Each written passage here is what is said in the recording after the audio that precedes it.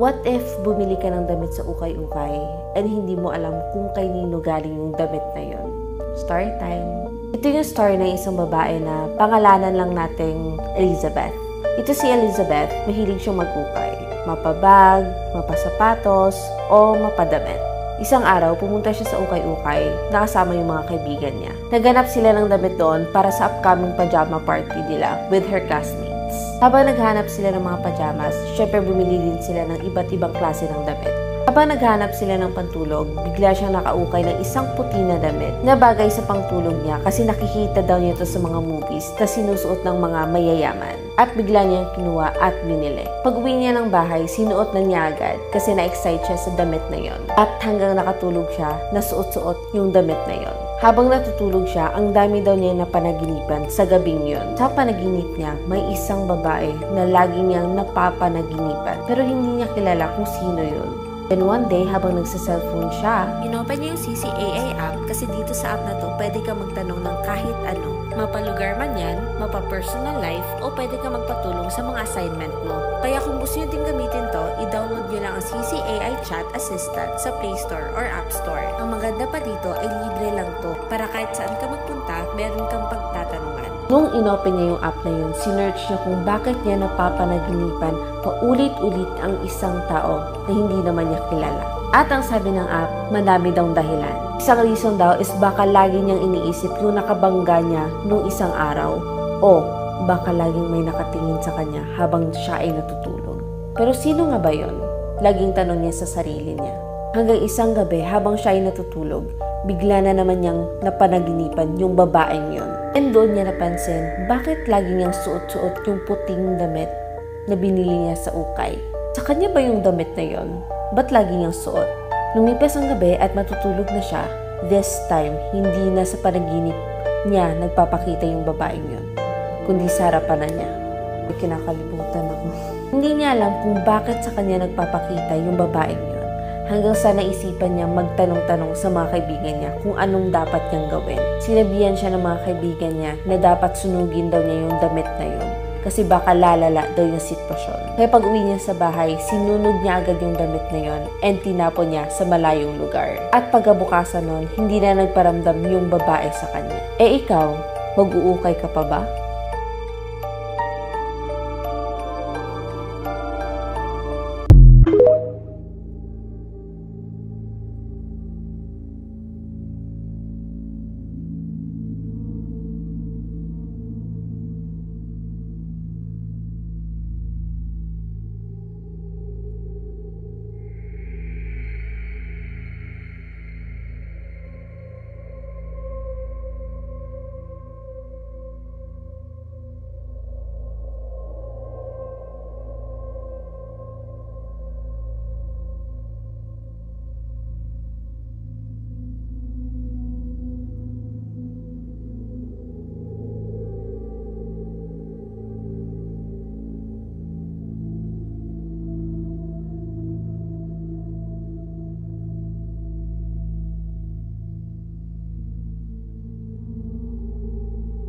So, story time nga about dyan sa video na yan, no?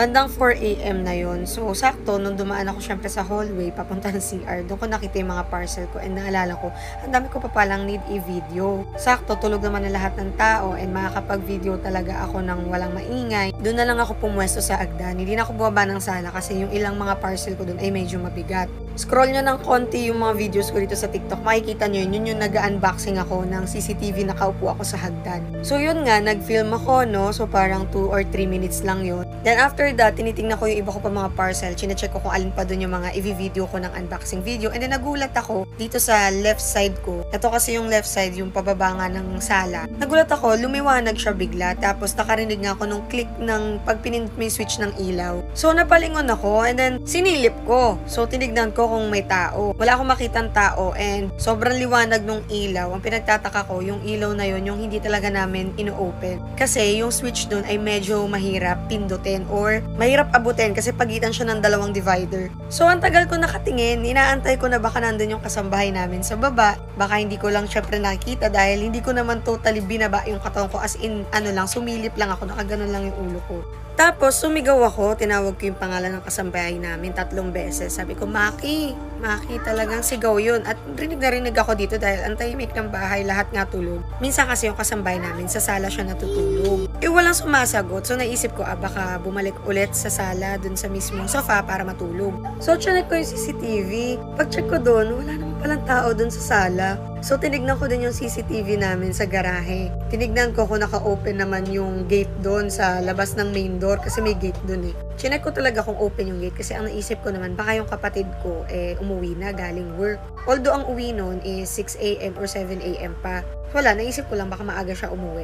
Kaso nakita ko sarado naman yung gate. So ang ginawa ko, pumasok na ako ng kwarto, medyo nakripihan na talaga ako. Though, ito talaga yung unang beses na natakot ako dito pa mismo sa bahay namin. So ginawa ko, tinawagan ko yung kapatid ko. Sa messenger ko siya tinawagan and then nagring naman agad. So naisip ko, baka siya nga talaga yung nasa baba kasi hindi ko talaga natatawagan yung kapatid ko na yan unless nandito na sa bahay. So kapag connected na yung phone niya sa wifi. So nagring nga and then nagulat ako ilang seconds lang. Sinagot naman niya agad. So sabi ko, oy, ikaw ba yung nasa baba? Kasi may naririnig ako doon na gumagalaw at nagbukas ng ilaw nga. Sabi niya, uy, mamaya ka na tumawag, nandito pa ako sa work. Bawal ako mag-phone, patago lang, sinagot ko lang kasi akala niya siguro may emergency or what. So, lalo ako na-shock na, ha? Wala siya doon. So, sino nagbukas ng ilaw? Hindi rin naman ako pwede magkamali na baka bukas talaga yung ilaw dun sa kusina bago ako nag-video dun sa may hagdan. Kasi bumaba muna ako dun sa kusina para kunin yung gunting. And hindi na ako nag-open ng ilaw noon, naka-open na lang yung flashlight ng phone ko. Kasi pagkababa ko ng hagdan, nandoon naman na ilalagyan ng gunting kung saan ko yung kinuha.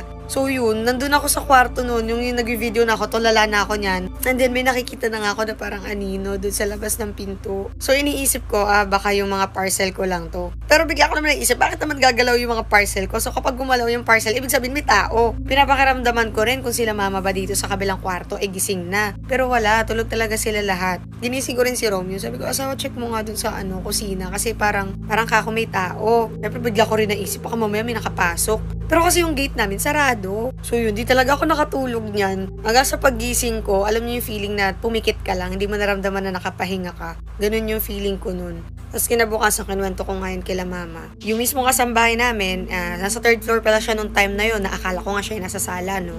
Nagkwento rin siya sa akin na may mga times na ganyan din pala siya nafe-feel, pero hindi niya nga pinapansin. Though ako kasi first time ko nga siyang na-experience, at my God, ako lang ang naka-experience na binuksan yung ilaw. Sila naman kasi nafe-feel nila is parang may kasama nga sila or may naririnig sila na gumagalaw. And sa mga nagtatanong kung napabless pa namin yung bahay, hindi. Biglaan lang din kasi yung paglipat namin dito. So, ayun.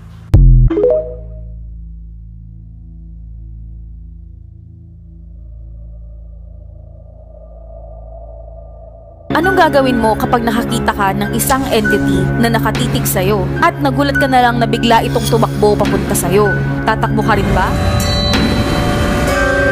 Itong story na to ay galing sa experience ko mga 5 years ago na. Nakwento ko na ata to noon sa isa sa mga vlogs ko.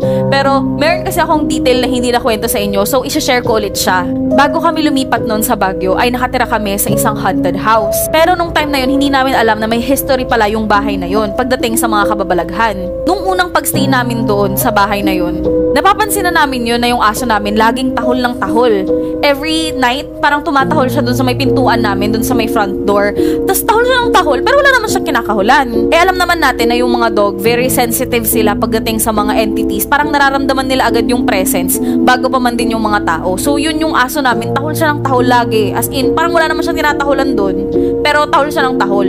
So ito na nga, nagko-computer ako noon. Nung mga oras na to, medyo late night na. So yung mga kapatid ko, nauna na silang natulog doon sa kwarto. Magkakakwarto kasi kami noon. Parang doon sa kwarto na yun, ako, yung kapatid ko si Gio, tapos si Gileo, yung kapatid ko na babae. Ngayon, ako yung huling natulog. Nandun ako, nagko-computer pa lang ako nung time na yun. Tapos, habang nag-computer ako, nagulat ako kasi tumahol bigla yung aso namin. So, parang dahil nga ang lakas ng kahol niya, parang nagulat din ako. Tapos yung aso namin, inaantay ko talaga na tumigil siya sa pagkahol niya. Pero hindi na talaga siya tumitigil sa pagkahol, B. As in, kahol na lang siya ng kahol. So, ako naman, parang naingayin na rin ako. Tapos, medyo kinakabahan na rin ako kasi hindi na maganda yung pakiramdam ko dun sa lugar. So, umakyat na lang ako dun sa kwarto. Pagpunta ko dun sa kwarto, kasi yung setup ng kwarto namin is yung kama nandito, tapos parang dun sa baba, nandun ako sa may baba, dun ako natutulog. So humiga na ako noon kasi patulog na ako. Alam ko talaga yung mga kapatid ko natutulog na sila. So nakahiga na sila. So nagsa-cellphone ako nung time na yon. Nandun yung phone, tas nakahiga ako. Pero dahil nga sa nagsa-cellphone ako, yung paligid nga, parang hindi ko makita masyado, hindi ko maaninag. Yung light lang dun sa phone ko yung nakikita ko. Pero maya-maya, narinig ko yung kama namin, parang yung tunog niya yung gumanon siya, yung halata mong may gumalaw. Tapos nakita ko yung shadow, tumayo siya galing doon sa may kama. So inisip ko, yung kapatid ko yun, si Gio, yung kapatid kong lalaki. Kasi doon yung banda yung pwesto niya. Basta alam ko talaga, may nakita akong shadow na parang tumayo sa pagkakahiga. Parang ganon. Tapos syempre, parang wala lang naman sa akin kasi alam ko naman na kapatid ko yun. So nagsa-cellphone pa rin ako. Tapos inaantay ko talaga na gumalaw.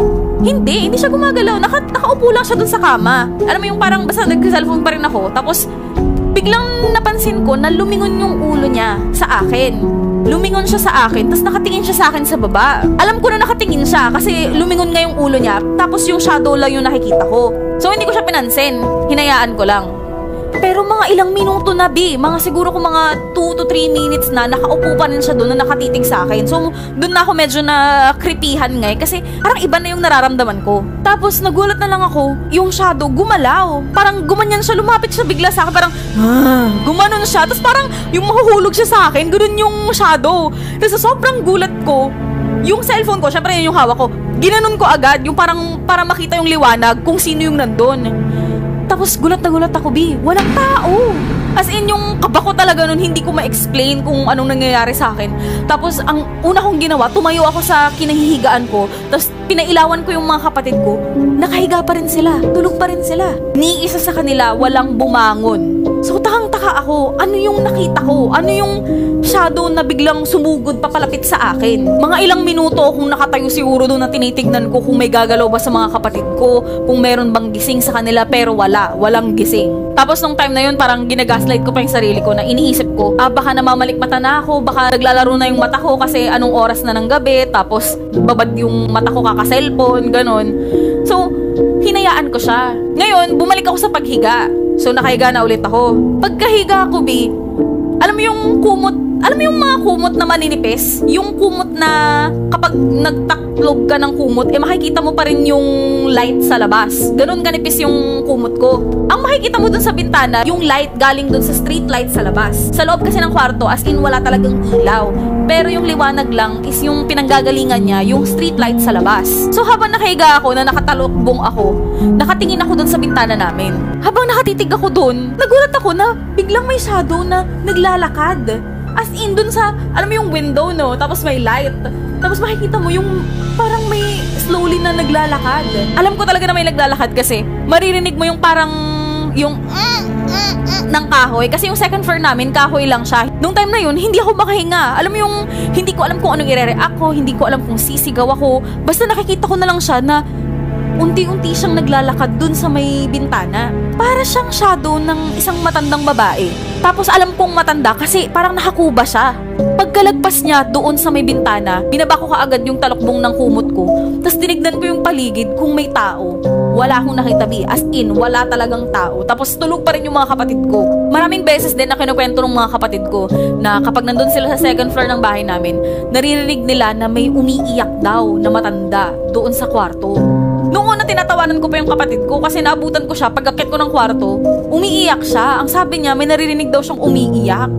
Tapos akala ko parang baka natatakot lang siya, guni-guni niya lang yun. Pero nung nakita ko na talaga, as in alam ko na meron talagang multo dun sa kwarto namin. Ngayon, after ilang months lang, umakyat na rin kami ng Baguio. So, ilang buwan lang kami nakatira dun. Pagkalipat namin ng Baguio, yung kapitbahay namin, friend nung kapatid ko. So, dun niya kunento lahat ng nangyayari dun sa bahay. Alam pala ng mga kapitbahay na may nagmumulto dun sa bahay na yun. Kasi yung totoong may-ari ng bahay, nagpakamatay daw doon sa mismong kwarto na tinutulugan namin. Dahil hindi daw niya kinaya yung pagmamaltrato sa kanya nung daughter-in-law niya. So nagpakamatay siya doon mismo sa kwarto na yun. So parang kung iisipin mo, parang nagma-make sense kung bakit matandang babae yung nagpaparamdam doon sa kwarto na yun. Kasi parang siguro hindi matahimik yung kaluluwa niya. Pare-parehas kami ng experience matandang babaeng umiiyak. Pero sa totoosin, buti na lang sinabi nila sa amin yun nung nakaalis na kami sa bahay. Kasi baka hindi na ako makatulog dun sa kwarto na yun kung alam ko na may namatay doon sa mismong kwarto namin. Pero kayo, anong gagawin nyo kung nangyari yun sa inyo? Mag-i-stay pa ba kayo dun sa bahay na yun? Kami hindi na kami nagstay. Lumayas na kami, B. Hindi na namin kaya. Pati nanay ko natakot Ang dami niyang experience. Pati tatay ko. Kaya, bye, B. Ganon. Hindi na namin kinaya. Pero ako, okay lang. Kayo, kaya niyong magstay.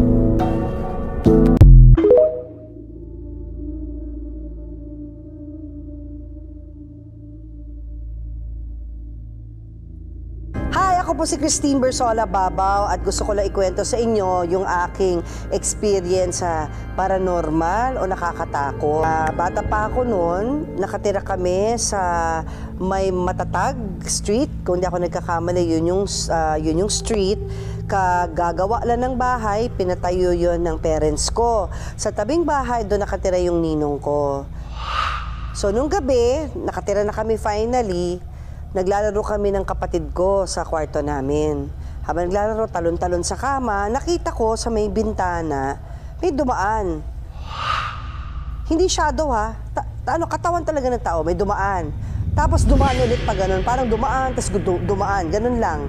Tapos syempre akala ko tao kasi hindi naman siya mukhang multo. Pero hindi ko nakita yung mukha, hindi ko napansin. Tapos maya-maya, parang bigla lang lumamig yung paligid. Hindi ko alam bakit malamig, parang meron lang sumpak ng hangin sa loob ng kwarto. So sabi ko, bakit kaya? Saan galing yun? So syempre, hindi ko alam. Para sa akin, hindi ako natakot kasi nga akala ko, tao. Tapos finally, yung nagkukwento na yung mami ko, na pati siya nakakaramdam, nakakakita siya na parang may dumadaan, pero hindi naman nakikita yung muka. Nagtanong na kami sa ninong ko, ano ba yung history nung tinitira namin na bahay?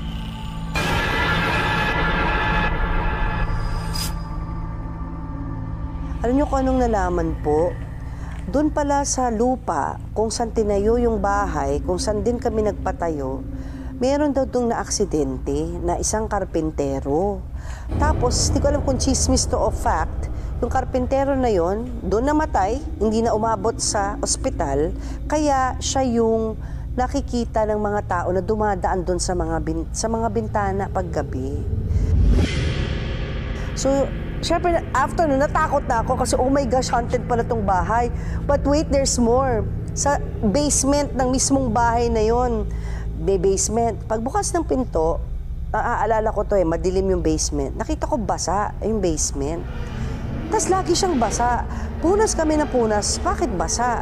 So ang explanation, kung ikaw hindi naniniwala sa multo, isipin mo lang, baka may butas sa floor, di ba? O baka may tulo, kaya basa.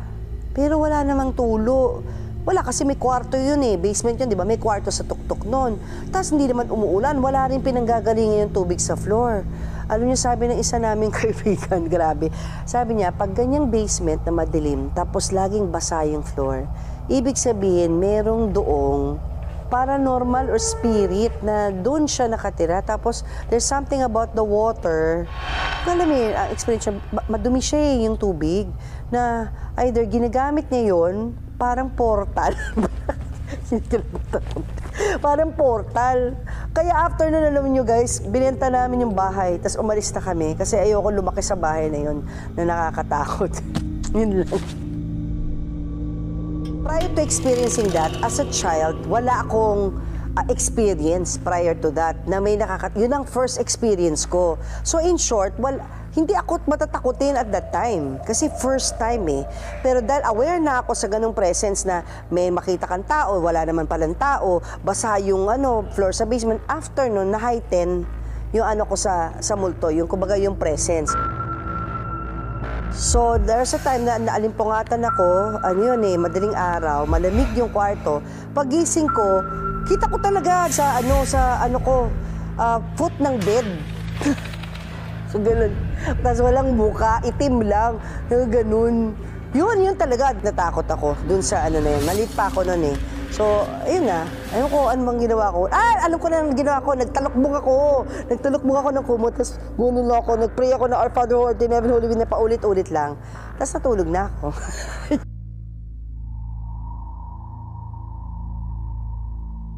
Ako po si Alma Ramos, caretaker dito sa may Laperal House.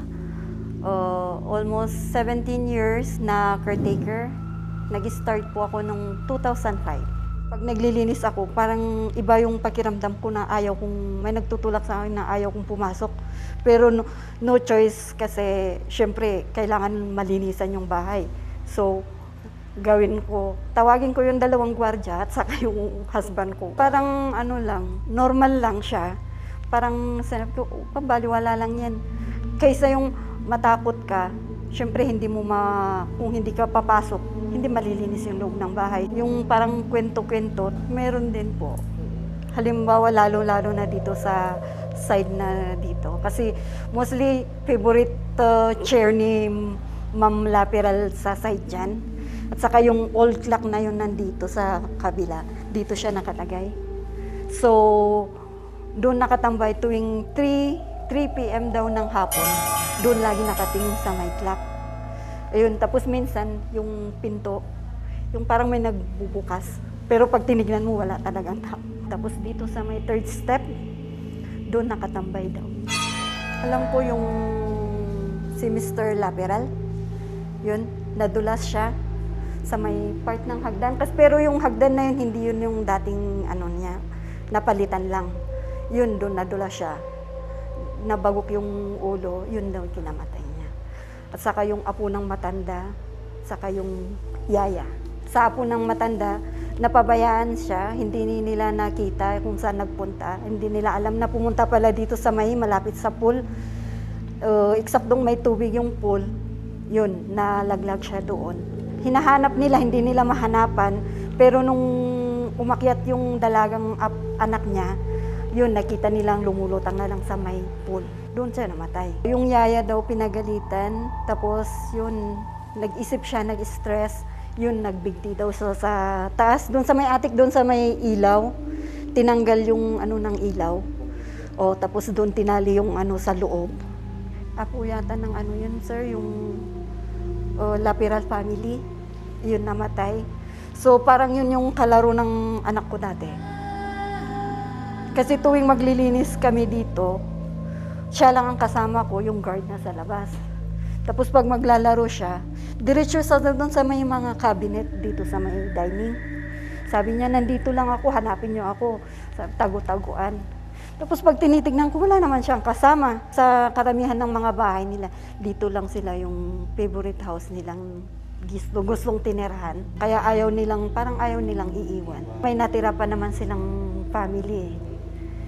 Pumunta na sila dito nung 2012. Proud ako na naging caretaker nila. Nag-trust sila sa akin for how many years. Parang tinuring ko rin na bahay. Saka malaki din ang tulong sa family ko. Na kahit na okay lang.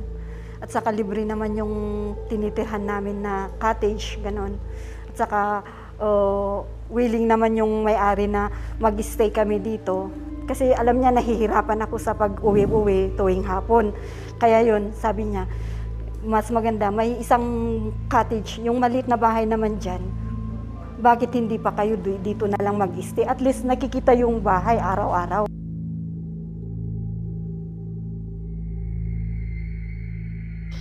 I did not believe in ghosts until Monday night. My whole life, I'm just naturally skeptic about like the good spirits and the bad spirits. Like I have a hard time believing in anything, you know? My husband believes in everything.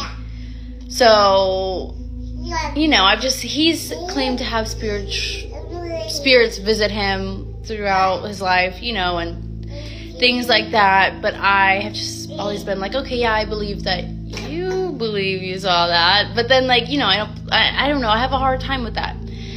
Monday night, though, I was laying in bed. My bed faces the door, which was open, and then there's the hallway, which is just a wall. Okay, so my husband was playing video games, and sometimes he comes up and checks on me, and then he goes back down. So I see a shadow of what I had no reason other than to believe that was him come check on me and leave. So I called him and I was like, hey, can you come back upstairs? I want to talk to you for a second. And then he was like, oh, no, I'm in the basement. What do you mean? I was never upstairs. And I was like, oh, okay, someone's in the house. Come upstairs. Grab your weapon and come upstairs. So he runs upstairs with his weapon. We're looking around the house. This is all happening very quickly. There's nowhere that anyone could have gone in that amount of time or we wouldn't have found them. So, I mean, at this point, I'm not thinking anything paranormal still. I'm just thinking like someone's in my house, so I'm checking on my babies. I looked everywhere in my kids' rooms. My daughter was asleep on my floor because she wasn't feeling good, so I looked in my room. Everything was good. There was no one there. No windows were open. No doors were unlocked. So we go downstairs. We kind of start talking about it. He's already convinced himself that it's paranormal, so he's called his family members that have also seen paranormal things in their lifetime, and he's talking to them, and we go upstairs and we see like where the light was, and I'm like, okay, something else had to have happened. Like something else could have cast that shadow. Like maybe there was a bug fly in front of the light or something. Like let's just mess around with the light, see what could have caused the shadow. The only way that I found that could have cast a shadow the way that it would have had to have been a very, very tall person to cast from where I saw on the wall all the way down. And it would have had to have been standing in the nursery doorway. So I think that's weird, but I'm still, I'm not going to that place. Like, it just, I mean, okay, I kind of am now, I guess, I should be honest. I kind of am thinking about it, but not like I'm still in denial. So I'm looking around, we don't see anything. I don't have like a bad feeling or anything. I feel pretty neutral. People say like that you can feel evil energy. I don't know, but I didn't feel anything. So I was downstairs, kind of just like looking around, and then my husband went into the nursery, starts yelling, "Get the babies!" So he picks up what happened was he saw the spirit that he had seen throughout his childhood standing above our daughter in her crib. And so we were out of that house in 20 seconds in the car on the way to my mom's house. Like that's just, we were gone. We were not risking anything. I'm a skeptic, but I'm not stupid. I'm getting out of there. So then we have animals. So we had to go back in the morning to go feed our animals. He went with my dad. My dad went to go, check things out. I stayed at my mom's house with my babies. They came back, they were like, nothing's weird, we didn't feel anything, all good. So now I'm not worried. We went back at night to feed the animals dinner. We're like, okay, we're gonna stay at the house one more time just because, we're still like a little freaked out of what it could have been, because I know what I saw. I know that someone was there, like, I don't know, I know that I saw something. So I'm still a little freaked out. So I go over there with my husband to feed the dog, but I'm not even worried. So I open the door, not even scared. And every cabinet and every drawer in my kitchen was wide open. My husband didn't leave it that way. My dad said that they were all closed when they left. And then I went into each of my rooms, each of like my kids' rooms and my room, and all the drawers were wide open. I went into my bathroom, wide open. My cabinets were wide open. So I was freaked out. I was out of there. We called my parents. They came. All four of us were walking through the house, trying to see like if something was taken, trying to see if like someone had broken into my house. There was nothing taken. There were no like entrances of the home that were left unlocked or like weirdly opened or anything. Any of the valuable stuff in my house was still there. So it didn't look like someone had broken in, but I don't know. So I am feeling weird about it. I do feel, I don't know, like I sound crazy being like, there's a ghost in my house, but I don't know. Like I'm freaked out now. So now what I'm gonna do about it is I'm gonna go and I'm gonna salt the outside of my house. I'm gonna go give it a good sage. I'm gonna get a religious leader to come bless the home, kind of say a prayer over everything, and we'll see what happens. I'll keep you guys updated. But now I have like my cameras working, and because my cameras were there but they weren't like, I have like a blink camera, and so my notifications and like movement was off. So now I have it on and it'll notify me if there's any movement or activity. I don't know, I feel stupid saying this, but I'm scared. I don't know how to like explain some of that. But yeah, keep you guys updated.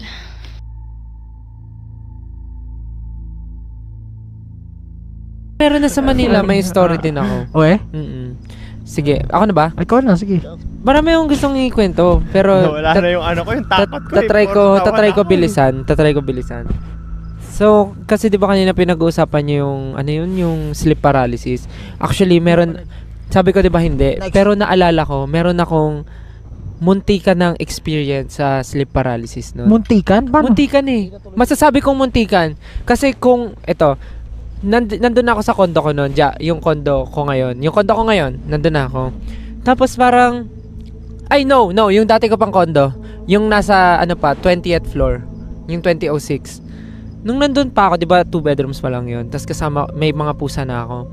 Ang naalala ko noon, patulog na ako. Shit, kinikilabutan na ako. Patulog na ako noon. Tapos ang last na ang higa ko noon, straight na ganito, ganyan. Yan yung pinakaya kong higa na ngayon. Yan daw ang Yun, tapos ng sobrang para sa higa kong yun, hindi ko magets bakit sa tagal ko nang natutulog, yung higa kong straight na, kasi pag ako natulog, nakataas kamay, mas komportable. Pero yung pwesto ko na yan na sobrang straight, tapos sobrang komportable, nagtaka ako, sabi ko, parang ang sarap ng pwesto na to. Kaya sabi ko, itutulog ko na. Di nakaganyan ako straight, tapos papikit na yung mata ko. Tapos ang last kong naririnig, meow ni Naya tsaka ni Pichi.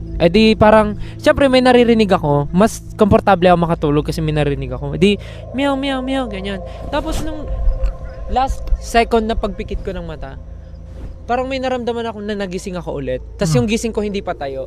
Yung pagkapikit ko, nagising ako, tapos tumingin ako sa gilid. Tapos pagtingin ko sa gilid, bukas yung pintuan ko, biglang may gumapang na babae, mahaba buhok, mabilis. Tapos umakyat sa sa dibdib ko. Tapos gumanon. Tapos bigla akong nagising.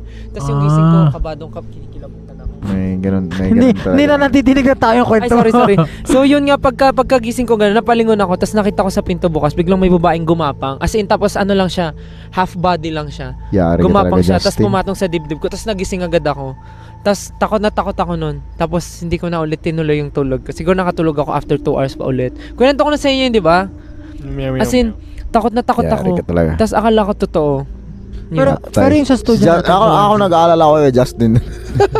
Pero yung sa studio natin sa 1Z. Ngayon?